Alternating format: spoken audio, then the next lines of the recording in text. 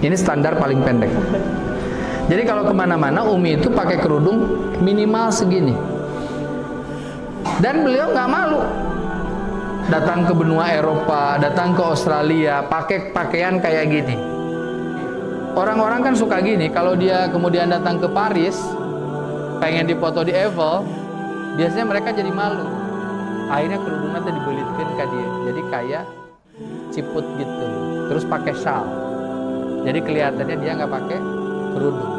Istri saya enggak. Dia kayak gini aja, kemana-mana. Kenapa? Karena dia ngerti yang nguruh dia nutup aurat itu bukan saya, bukan orang tuanya, tapi Allah. Dan Allah ada dimanapun, di setiap inci bagian dari jagat raya. Jadi kalau Anda ngerti, Anda dimanapun ditatap lekat sama Allah Subhanahu Wa Taala, maka Anda insya Allah jadi orang baik. Itu prinsipnya ya. Jadi Anda harus gitu aja, konsisten. Kemanapun Anda dengan pakaian seperti ini nggak usah malu. Ya. Terus gini, saya juga perlu sampaikan ke Anda. Anda juga yang perempuan mesti ngerti syariat itu batasannya di mana. Contoh, ada anak pemudi nanya ke Dewan Hizbah, apa hukumnya perempuan pakai celana? Coba jawabannya apa? Hah? Boleh nggak pakai celana? Boleh. Tapi kalau di Persistri itu ada pemudi pakai celana ke kantor pasti dipelongkeun. Kenapa? Karena itu mah kultur. Jadi Anda harus bedain ya, mana seragam, mana pakaian. Di Islam itu yang penting Anda pakai pakaian untuk aurat. Nah kalau Umi Lela, kenapa Ustaz? Umi jarang banget ya pakai celana. Enggak, kalau Umi pakai sepedaan dengan saya, Umi pakai celana biasa. Karena kalau pakai rok, justru kemungkinan celakanya lebih tinggi. Sementara Islam ngajarin kita hifdun nafs, menjaga jiwa. Dan hifdun nafs itu bagian dari maqasidus syar'i. Tapi kalau dia pakai celana, maka saya minta kaosnya lebih panjang untuk menutupi bagian belakang. Dan Anda juga nggak boleh pakai kerudung panjang-panjang sementara Anda pakai motor. Sampai kemudian rihting Anda tertutupi. Anda menganggap bahwa Anda nganggap bahwa Anda orang beriman. Padahal orang beriman itu nggak pernah nyelakain orang. Di tukang teki itu mengko ke kanan, kakek encanya terpuguh karena kehalangan. Jadi kalau Anda pakai kerudung, pastikan kerudung Anda tidak menghalangi itu. Ini juga kan prinsip Islam. Jadi gitu ya. Dan saya sampaikan yang paling penting ini nih, Teh. Kenapa saya bilang tadi Teteh harus terus menghadirkan Allah di hati Teteh? Saya pengen cerita ini real. Pernah dengar tasawuf? Pernah ya, sebagian itu orang yang kemudian memilih menikah tapi memilih untuk tidak punya anak, dan lalu kemudian dia kampanye nikah tanpa punya anak yang disebut dengan konsep free child atau child free. Anda tahu nggak itu siapa? Itu dulu ngajinya di Masjid Al-Falah YWKC Berlin, kerudungnya panjang. Dan jangan dikira itu nggak ngerti Quran, bacaan Qurannya tartil. Tapi kenapa tiba-tiba dia punya pandangan seperti itu? Karena ternyata jadi orang baik itu butuh teman. Jadi sesekali pikiran kita agak keliru, ada teman yang mengingatkan. Jadi satu, hadirkan Allah, yang kedua kumpulah dengan orang-orang yang soleh. Itu penting. Oke. Terakhir, belakang. Baik. Oke, siap. Siapa namanya? Zahra. Tepuk tangan buat Zahra.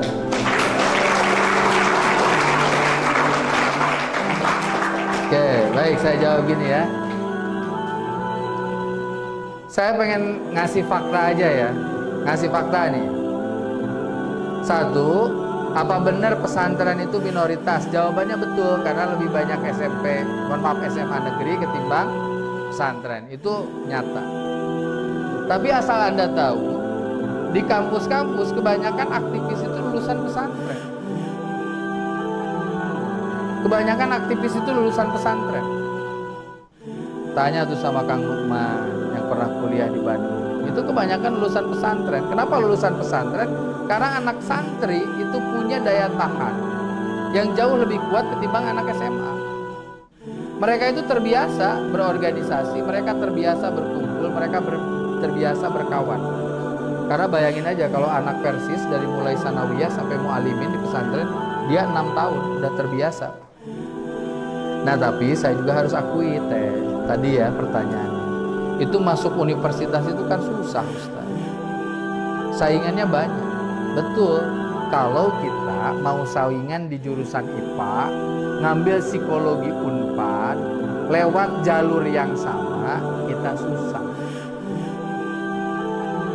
Dan saya pengen sampaikan, Anda mungkin lupa bahwa sekarang kampus-kampus itu ngasih jalur yang justru susah bagi anak SMA.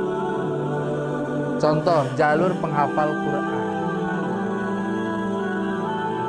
Anda kalau penghafal Quran, Anda bisa masuk ITB, bisa masuk Unpad tanpa dites yang lain. Asal Anda penghafal Quran. Nah yang repot itu memang di pesantren ngapalin Quran, gak mau belajar fisika kimia, hoyong. Terus cita-cita pengen masuk universitas yang excellence, yaitu seperti pungguk merindukan bulan. Gak bisa. Anda kalau pengen sesuatu, Anda harus punya effort, Anda harus punya tenaga, Anda harus punya energi untuk sampai pada tujuan Anda. Itu prinsip.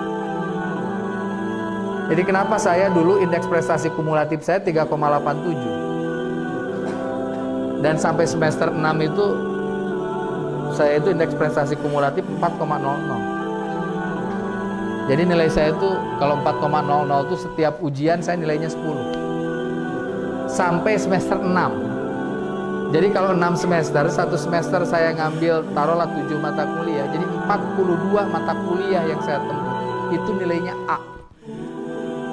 Ada yang nanya, kenapa Ustadz Catan harus berprestasi itu? Jawabannya cuma satu. Saya ini sadar, saya berasal dari keluarga yang gak punya. Kalau saya nggak dapat beasiswa, saya bisa sekolah gimana? Jadi satu-satunya cara saya bisa kuliah itu saya mesti pintar.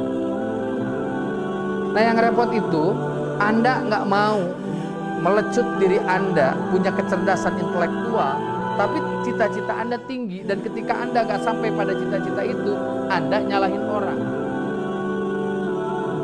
Mohon maaf ya, banyak orang Indonesia yang gini, Bu, kenapa anaknya nggak dikuliahin? Jawabannya sederhana, dati ayah artosnya.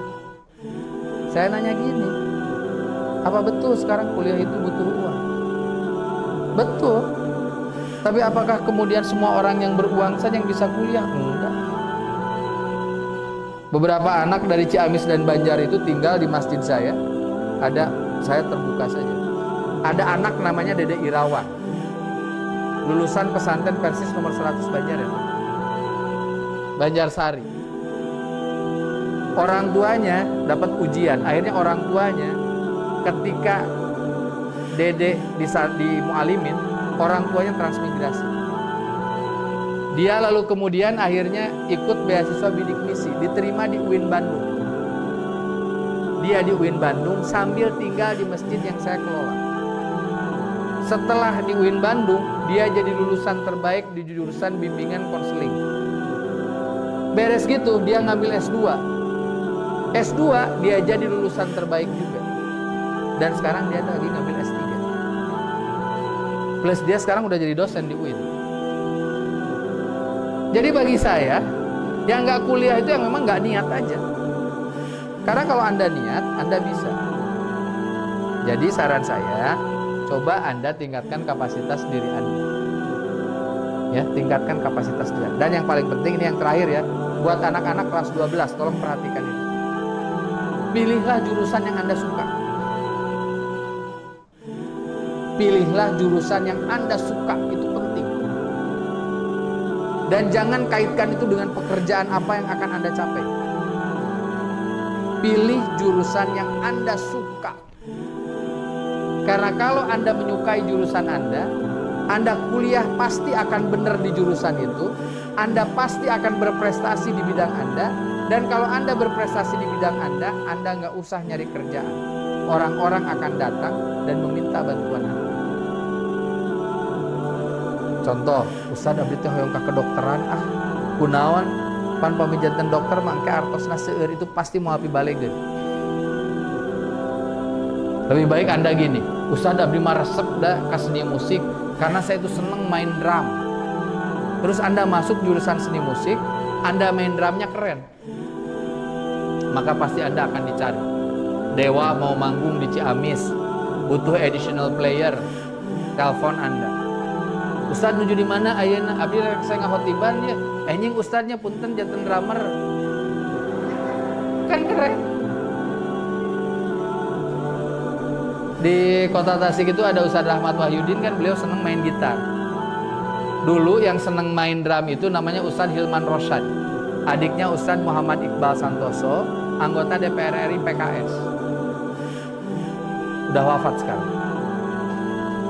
Dia seneng main drum. Jadi gitu ya. Jadi tolong masuk jurusan yang Anda sukai. Yang penting Anda suka. Ya. Baik, saya kira itu yang bisa disampaikan. Terima kasih.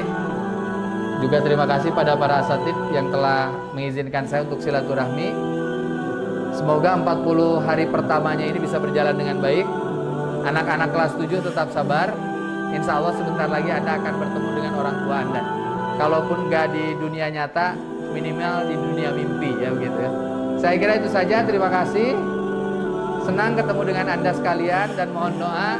Mudah-mudahan saya dengan istri diberikan kesehatan oleh Allah Subhanahu wa Ta'ala.